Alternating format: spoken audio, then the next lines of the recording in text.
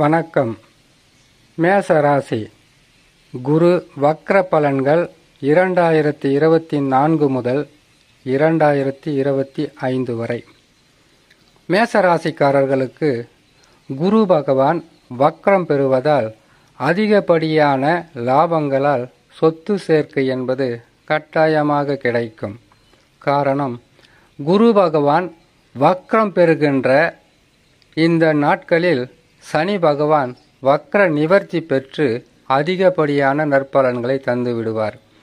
ஒரு கிரகம் உங்களுக்கு பாதகத்தை தந்தாலும் மற்றொரு கிரகமாகப்பட்டது சாதகமான நிலையில் இருப்பதால் மேசராசியில் இருக்கக்கூடிய அஸ்வினி, பரணி, கிருத்திகை நட்சத்திரக்காரர்களுக்கு பெரிதளவு குரு பகவான் வக்ரம் பெறுவதால் பாதகங்கள் இருக்காது. சரி, குரு பகவான் வக்ரம் பெறுகின்ற நாட்களும் வக்ர நிவர்த்தி பெறுகின்ற நாட்களையும் பற்றி பார்க்கலாம். 15/10/2024 புரட்டாசி மாதம் 29ஆம் தேதி செவ்வாய்க்கிழமை காலை 10 மணிக்கு குரு பகவான் வக்ரம் பெறுவார். வக்ர நிவர்த்தியாகப்பட்டது 11/2/2025 தை மாதம் 29ஆம் தேதி செவ்வாய்க்கிழமை காலை 10 மணிக்கு வக்ர நிவர்த்தி பெறுவார்.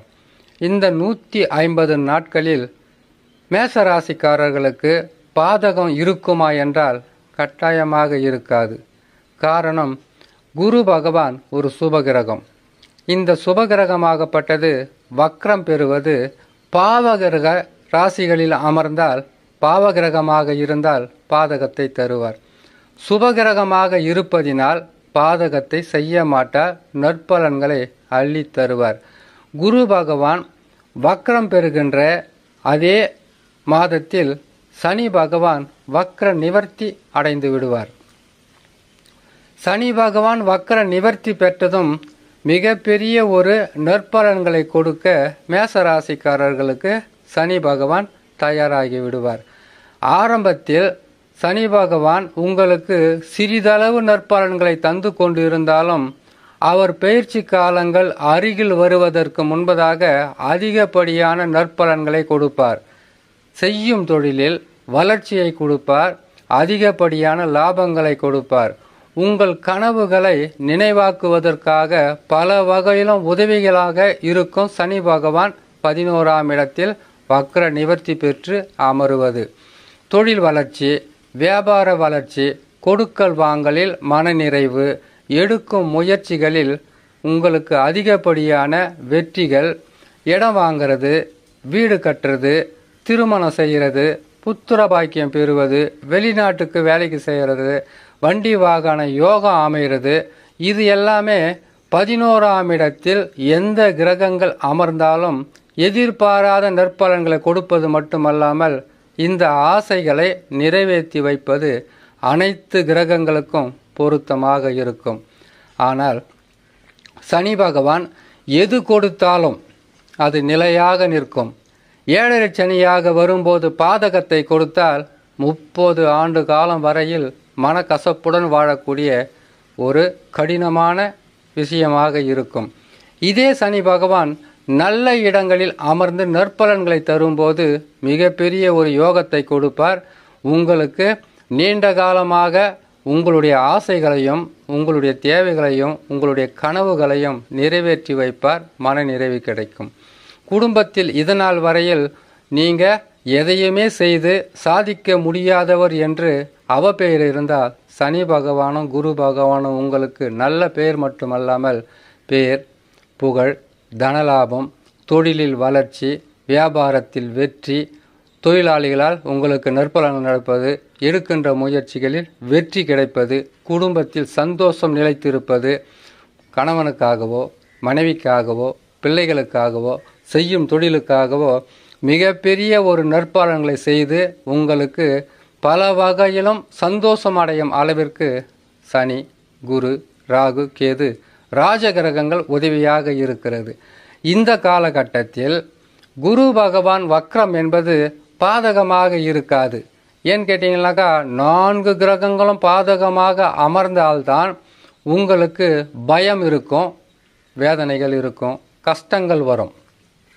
ஆனால் 4 கிரகங்களில் ஒரு கிரகம் மட்டும் பாதகமாக, அது கூட பாதகம் சொல்ல முடியாது, வக்ரம் என்பது பின்னோக்கி செல்வது.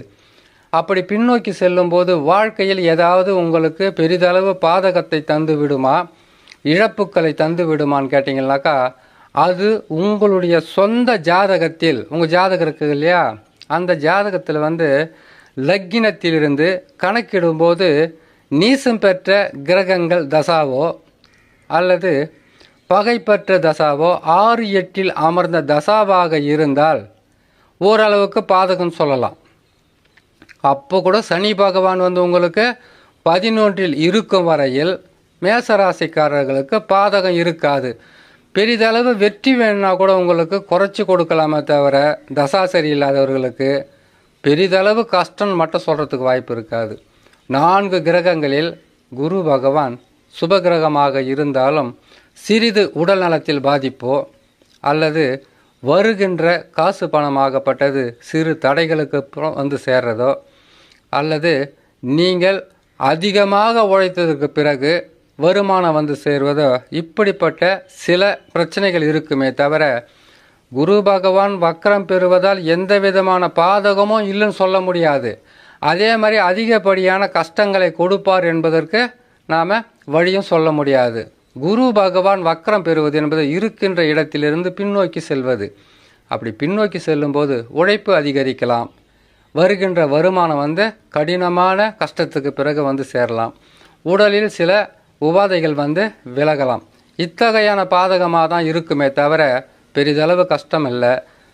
குரு பகவான் வக்ரம் பெறுகின்ற அதே மாதத்தில் சனி பகவான் வக்ர நிவர்த்தி பெற்று பல வகையிலும் உங்களுக்கு நற்பலன்களை தந்து விடுவார். உங்களுடைய ஆசைகளை தீர்த்து வைப்பார். உங்களுடைய தேவைகளுக்கு உண்டான தன பிராப்திக்கு உதவி செய்வார்.